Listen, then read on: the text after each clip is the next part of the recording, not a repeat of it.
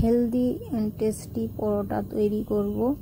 তো এর জন্য আমি কিছু ইনগ্রেডিয়েন্টস নিয়েছি। এর মধ্যে আদা, রসুন, পেঁয়াজ, লঙ্কা, ধনেপাতা, পালং শাক, মেথি শাক আমি কুচিয়ে নিয়েছি ভালো মতো করে ধুয়ে। প্রথমেই আমি একটা ডো বানিয়ে নিব। এর জন্য আমি নিচ্ছি 1.5 কাপ ময়দা, 1 কাপ আটা। এই আটার মধ্যে আমি কিছু মশলা অ্যাড করব।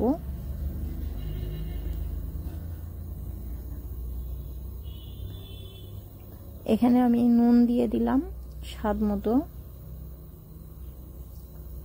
এটা আজওয়াইন হাফ টিস্পুন জিরে গোটা আর হাফ টিস্পুন কালো জিরে, হাফ টিস্পুনের থেকেও কম হলুদের পাউডার 1 টিস্পুন, চিলি ফ্লেক্স চাইলে তোমরা রেড চিলি পাউডার নিয়ে নিতে পারো। তো এই উপকরণগুলো দিয়ে আমি চামচ দিয়ে মিশিয়ে নিলাম। আর এই ডোটা বানাতে লাগবে 1 চামচ দেশি ঘি, চাইলে তোমরা তেল দিয়ে এই ডোটা মলাইন দিতে পারো। তো আমি দেশি ঘি অ্যাড করে দিলাম। এখন ভালো মতো করে এটা মলাইন দিব। এই মলাইনটা যত ভালো হবে পরোটা তত খাস্তা হবে।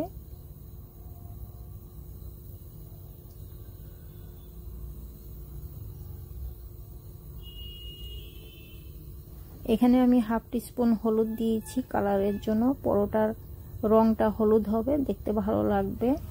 আর গ্রিন পাতার সঙ্গে হলুদ রংটা ভালো যায়, এই জন্য আমি হলুদ নিলাম। চাইলে তোমরা নাও নিতে পারো। এখানে আমি অল্প অল্প করে জল দিব, একবারে জল দিব না।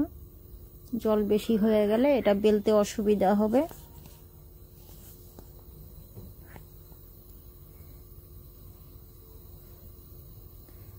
তো এই ডোটা বানিয়ে আমি রেস্টে রাখবো 1 থেকে 1.5 ঘন্টার জন্য। আর যদি হাতে কম সময় থাকে এটা 20 থেকে 25 মিনিটের মতো এটা রেস্টে রাখা যেতে পারে। তো মাখাটা ভালো মতো করে নিলে বেশিক্ষণ রাখতে লাগে না। তো ডোটা আমার রেডি হয়ে গেছে। এখন আমি হাতের তালু দিয়ে একটু তেল লাগিয়ে এটা কিছুক্ষণ রেস্টে রাখা হবে। এই যে বললাম 1-1.5 ঘন্টা। আর যদি হাতে কম সময় থাকে 20-25 মিনিট রাখলেও হয়ে যাবে। তো আমি 1.5 ঘন্টা পর ফিরে এসেছি। ডোটা আমার রেডি হয়ে গেছে, ফুলে খুব সফট হয়েছে। এখন আমি বেলে নিব। এটা আমি কটা হয় আমি আগে দেখি, লিচি কেটে নেই। তার আগে এখানে আমি এই সবজিগুলো মিক্সড করে নিব। এখানে দিয়ে দিলাম 2 চামচ পেঁয়াজ কুচি, 1 চামচ কাঁচা লঙ্কা কুচি, 2 চামচ ধনেপাতা কুচি, হাফ চামচ আদা আর রসুন কুচি, দুটো মিলিয়ে 1 চামচ হবে। তো এটা আমি নুন দিয়ে আর চিলি ফ্লেক্স দিয়ে ভালো মতো করে মিক্সড করে নিচ্ছি। করার পরেই আমি শাকগুলো দিব। শাকগুলো পরে দিব, নইলে এটা জল জল হয়ে যাবে। শাক কাটার পরে শাক একটু জল জল থাকে। তো আমি ভালো মতো শাকগুলো জল ছেঁকে নিয়েছি, তারপরও আমি পরেই মিক্সড করলাম। এখানে 4 চামচ মেথি শাক আছে আর 2 চামচ পালং শাক। মেথি শাকের পরিমাণটা একটু বেশি রেখেছি, এটা ফ্লেভারের জন্য। মেথি শাকে একটা ভালো ফ্লেভার থাকে। আর পালং শাকটা একটু কম নিয়েছি। পালং শাকের পরোটা অনেকে পছন্দ করে না, আবার অনেকে পছন্দ করে, যার কারণে আমি পালং শাকের মাপটা কমই রেখেছি। তো আমি ভালো মতো করে মিশিয়ে দিলাম সব সবজিগুলো। তো এটা আমি সাইডে রাখলাম। এখন আমি লিচিগুলো কেটে নিব।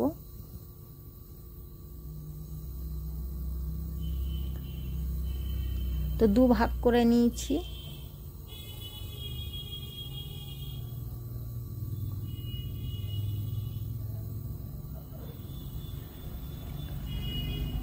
তো আমি 6টা লিচি কেটে নিয়েছি।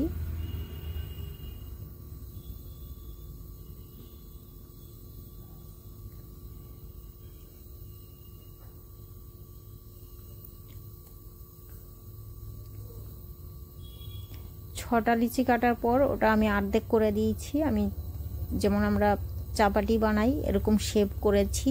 আমি এখানে শুরুতেই চাপাটির মতো বেলে নিব।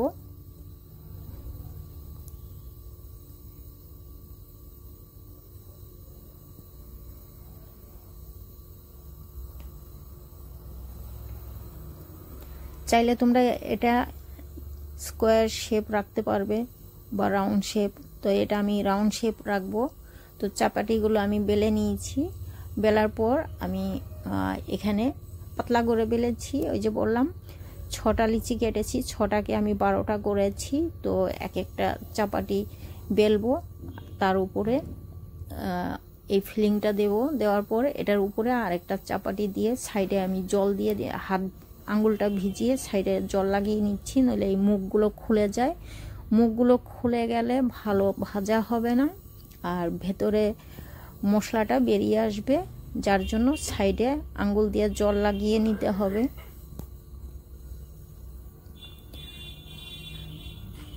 তো উপরেরটা দেওয়ার পর আমি এই তো একটু ময়দার পাউডার দিয়ে আবার একটু আমি বেলে নিচ্ছি। চাইলে তোমরা এটা নাও বেলতে পারো, শুধু মুখটা ভালো মতো করে বন্ধ করলেই হবে। আর প্রথম যে চাপাটিগুলো বেলবে ওটা পাতলা হতে হবে, কারণ ফিলিংটা দেওয়ার পর এটা ডবল হয়ে যায়। ডবল হলে অনেক মোটা হবে, আর বেশি মোটা পরোটা খেতে ভালো লাগে না, যার জন্য আমি আরেকটু পাতলা করে নিলাম।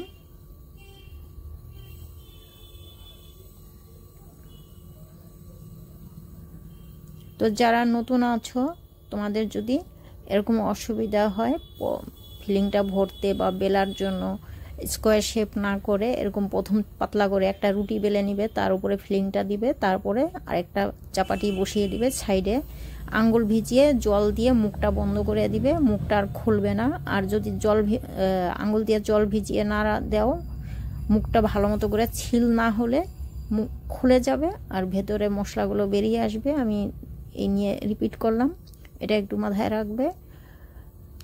আর এখানে আমি দেখতেই পেলে আমি কিভাবে বেলছি। এটা হাত দিয়ে বারবার ঘোরাবার দরকার পড়ে না, শুধু উল্টিয়ে নিলেই হয়।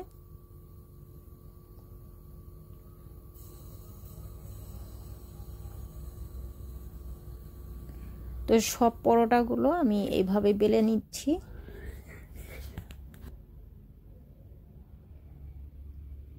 তো এইভাবে আমি সব পরোটাগুলো বেলে নিব। চাইলে তোমরা একটা করে বেলে একটা করে ভাজতে পারো। আমি সবগুলো পরোটা বানিয়ে তারপরে একবারে আমি ভেজে নিব।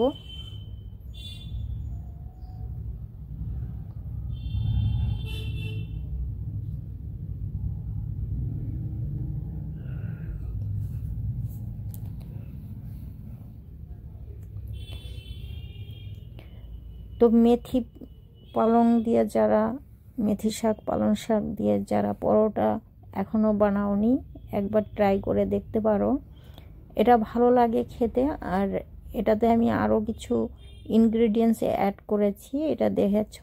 তো এইভাবে যদি তোমরা পরোটা বানাও, আশা করি খারাপ লাগবে না। তোমাদের মাঝে মধ্যেই ইচ্ছা করবে এই ধরনের ইনগ্রেডিয়েন্টস দিয়ে পরোটা বানাতে। তো এই মশলাগুলো আলাদা করে কেনার দরকার পড়ে না, আমাদের কিচেনেই থাকে। যেরকম মশলা থাকে একবার ট্রাই করে দেখতে পারো। আমি তো আলাদা করে কিছু আনতে চাইনি, যা ছিল আমার কিচেনে আমি এটা দিয়েই আমি ট্রাই করেছি। তো এটা খেতে অনেক ভালো লেগেছে, সবাই খুব পছন্দ করেছে। আশা করি তোমাদেরও ভালো লাগবে। তো এই যে মুখগুলো আমি বন্ধ করে দিলাম। এভাবে একটু চেপে চেপে না দিলে এটা বেলুনের মতো ফুলে যায়, এজন্য হাতের তালু দিয়ে একটু চেপে দিতে হয় মাঝখানের দিকে।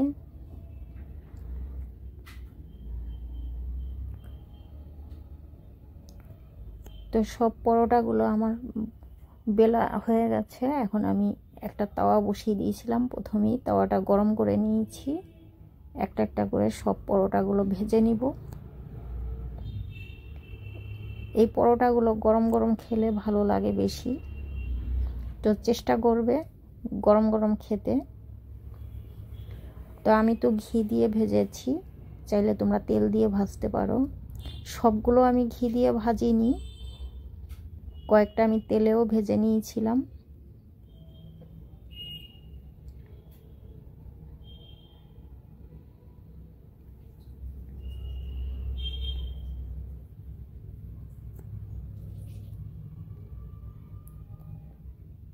আর যখন এই পরোটা ভাজবে হাই হিটে ফ্রাই করার চেষ্টা করবে, তাহলে পরোটাগুলো তাড়াতাড়ি ভাজা হয়ে যায় আর খাস্তা হয় খুব ভালো। পরোটার কালারটাও খুব সুন্দর আছে।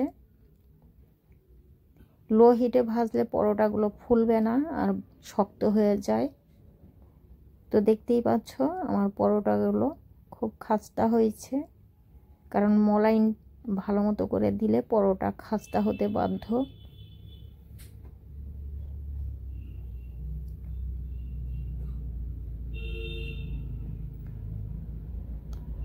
তো এই যে আমি যে একটার উপরে একটা পরোটা দিয়ে আমি বেলেছি, মুখটা দেখো কত ভালো ছিল হয়েছে, একদমই খুলে যায়নি।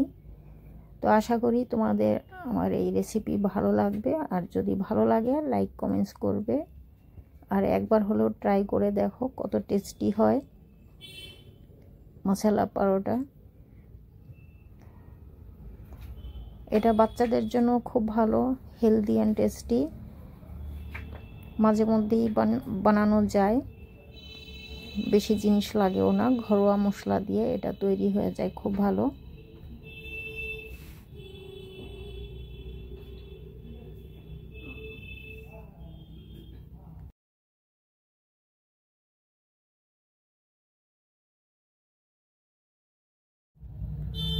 তো আজকের মতো এখানেই, আবার দেখা হবে নতুন ভিডিও নিয়ে। ভালো থেকো, সুস্থ থেকো, আর আমার চ্যানেল সাবস্ক্রাইব করে রেখো যদি নিত্য নতুন ভিডিও পেতে চাও।